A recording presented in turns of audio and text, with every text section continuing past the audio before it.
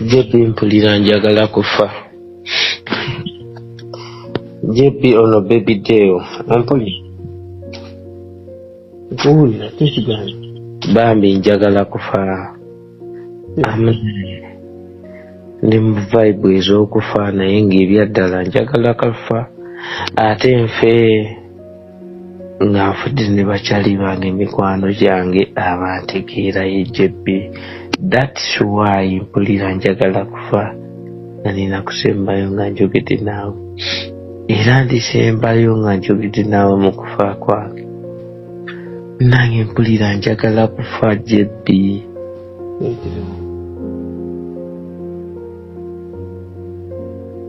Nze kati genze neesabira okufa mpulira I need to rest in peace. Mpumule mirembe for sure. Kati bino ebintu oyinza obitwala ng'omuntu n'essaawa ze tulimu zizino ssaawa 8 zigenda mu 9 mpulira njagala kufa. Naye mu kufa kwange JP njagala kufa nga njugira n'abantu abanjagala n'abantegeera. Nange benina yeggwe naye mpulira I need to rest in peace. Ate nvuddeyo emabega maama w'abaana ye mugambi n'ebyapa n'ettaka lyange. Waliwo n'ekyapa ky'ettaka lino nalisasudde lyawedde liri mpigi. So nabe mugambi nkaabye olunaku lwaleero naye amazzi gagampedde mu kiwanga nakati ne mu kugaaba naye mpulira njagala kufa maani. I need to live in peace. Munnange mpumule emirembe si lwakuba nti embeera entabukidde. I have cash money. Even I have cash money. Era bw'oba osobola vuga enkya piki yo ojje wano nga sinnafa olabe cash money gwe nina mwogi munomogi. Cash money ogenda musanga nga waddala naye I need to rest in peace. Kale mpumule emirembe nga nange nzikakanye. Kyova olaba kati njogera ne bakyali bange kati nsiibula I need to rest in peace. Mpulira njagala kufa.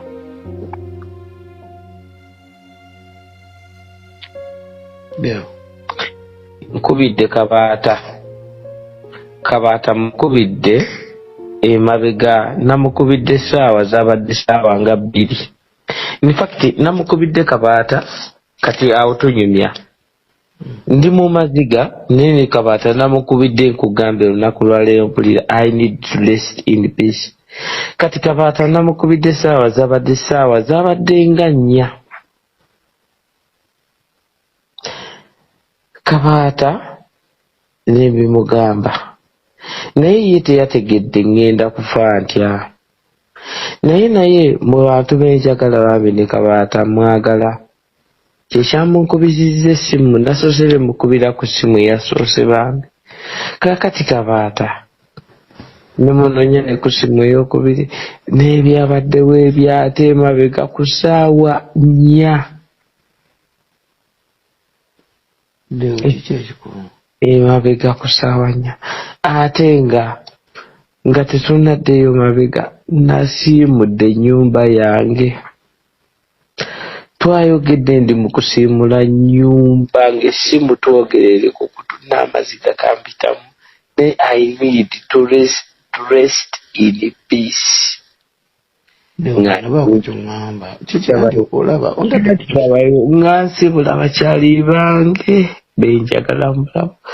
Twayogedde byonna ne kugamba no nze nkuba nakyeyo ate nga nkikuba mu maka gange. Even I have money, nze ndi rich man. I have cash money, nina byonna. Kale Katonda byantondera okuba nabyo ku nsi munnange yabimpa. No, I need to rest in peace. Ngaze kati obwo obudde bwe twabaddemu emisana twayogedde n'enkwerekereza nga naawe okooye nange nkooye gw'omanye essaawa ze nayogedde naawe ejjebbi emisana ojja kujjukira nga kigambo kimu ku kimu naye I need to rest in peace nga siina nsonga nti kino kyekinneme naye ate era ensonga njirina kati eno ensonga ate yegenda yejagaza nze nve mu nsi muno kyova olaba y'ensonga ate gwe nino gigamba yeggwe jjebbi naye ŋŋambye leero mukazi wange njogedde naye essaawa zibadde 3 oyo ssaawa 3 hours akaabye akoze byonna naye I need to rest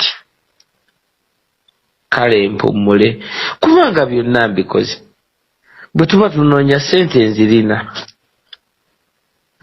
tuziwa n'ono omwana ne batubba naye byonna mbirina even ayabu era singa osobola n'okuvuga piki yo nga bwe wandeeta wano ayabu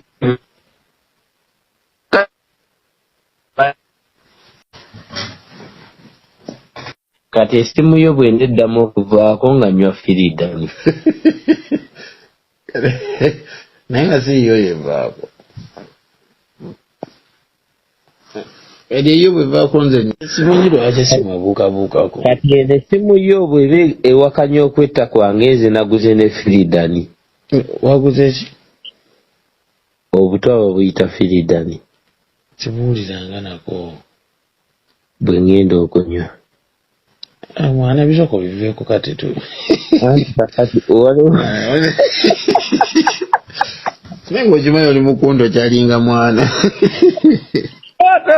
ate bwojja biwulira kyobola nkugamba rikoodi ziiki bino bigambo olaidde omwana oli kunto kyalinga mbobwange anti labayo kyende kugamba kati oyagala kugamba nti omusajja yampa akadde naŋŋamba nti yafunye ne firidani kibi mwana naye kyabirikodinga kati era tolibimanya kati oliwulira eyesse omulala nga yesse anywedde firidani bamunywa bunywi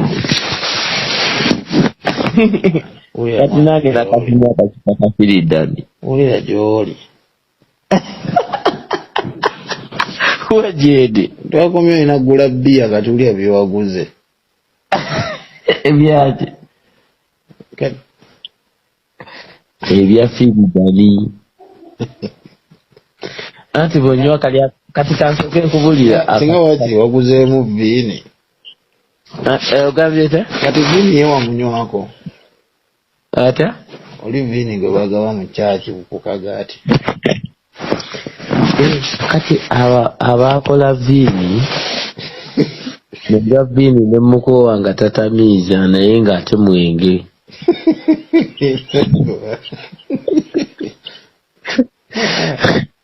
kuba mwenge okuba kati oyo firidani wo wamuguze lwakwata omunywangako kati viini bade nyaga kati nkulondereyo ebirala byotanywa viini wayini kati bali abasajja bakola viini be basinga okutamiira naye bateekawo okumanya viini atamiiza ali 40% ye viini era bamukoza mu kagaati tebaagala kutamiiza nnyo gwe endiga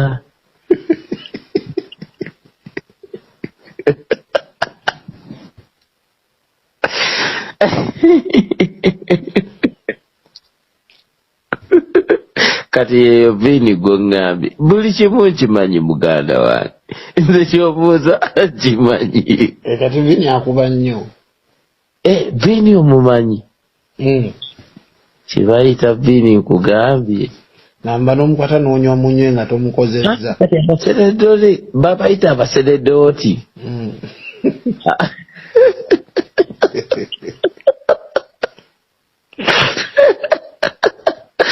abaseredooti beeyagaliza ebyamasanyu esimu ero gy'okozesezza ebyabantu baliwo mugezaako kukubira Ni wallahi mwana. Mwana jebize ngenda kwetta. Zefigeni kwa musujja naye ngenda kwetta maani abantu bali ngamba. Leo. Sure. Kakati. Ntegedde. Kubanga ekigenda okunettisa yavu kashimani. Nene beepa ssente zange tebankolera nze byenjagala. Anti deo sibe basembayo. Omuntu kokera enkyano wasendezo n'atabikola si abasemba ate si alina okusalirawo like si alina okuleeta okusalawo kw'obulamu ng'okitegeera.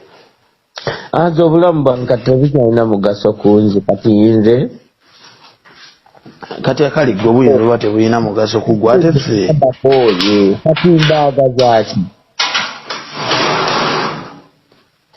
kati kiba kibuuzo mbaaga zaaki leo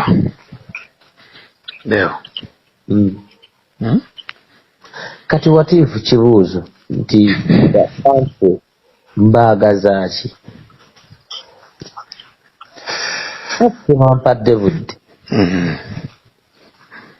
tebawuliriza bye mbagambye anti tebasiimye tebakoze kibayita to appreciate. Anti deo program yetu wadde tubala twakagitandika osegeera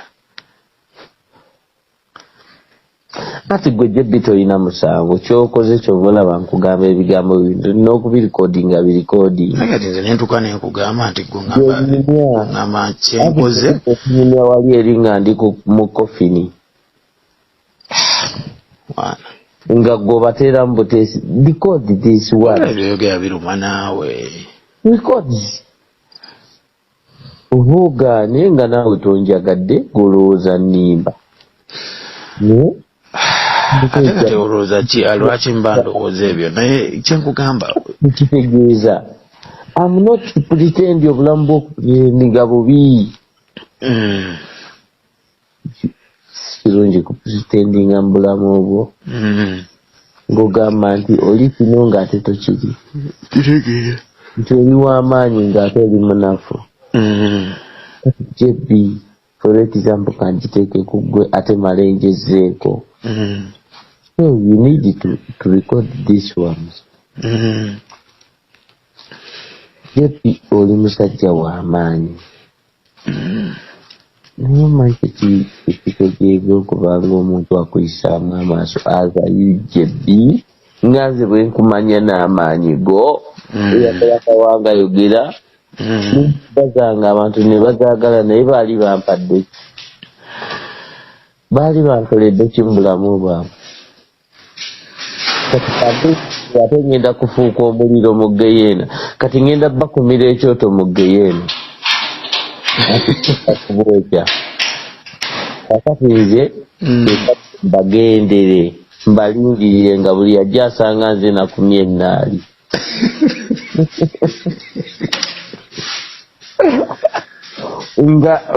nga mbokya sirina gwensonyiwa n'omu nze manyi kwetandikirako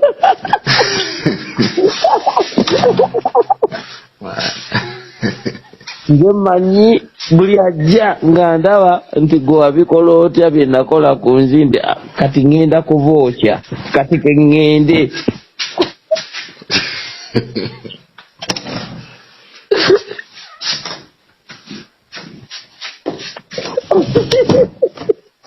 yennonseka naye ŋŋenda ebyaddala ŋŋenda kwokya bantu abo bwe bawaliyo geyeena nga nze ngisanzeeyo ati bajja kusanga nga nze nasenyadde enku nga mpitirivu gwayokya nga buli ajja ŋŋamba gwe wakikola otya eyakikola obulungi nga ŋŋamba yansanzeeyo nga mugamba agwedda wali tolina buzibu kati ngenda kuba kuba ennaali ate mugenda kati wenjagala okgenda ebyaddala nno bo balowooza nsaaga naye kisaaga muzajja gwe olina ebiboozi byange wulira byoyogera ate nkubye layini endala ate otandika okwogera ebigambo lwaki oyogera ng'atalina maanyi?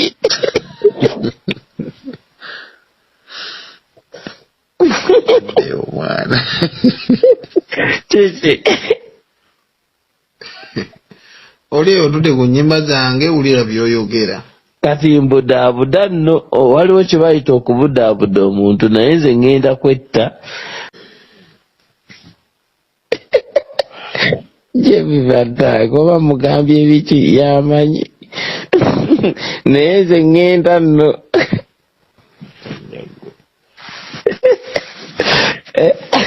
nno ŋŋenda kyobalaba nkunoonya n'ekirozi zino saawa tulina mu 10 oba 9 kitegeeza gwe wantegeera nange nenkutegeera abalala bafuluuta mbitegeera naye gumanyi okuba nga olinde kyaliwo mu kubaganya birowoozo ate byakwetta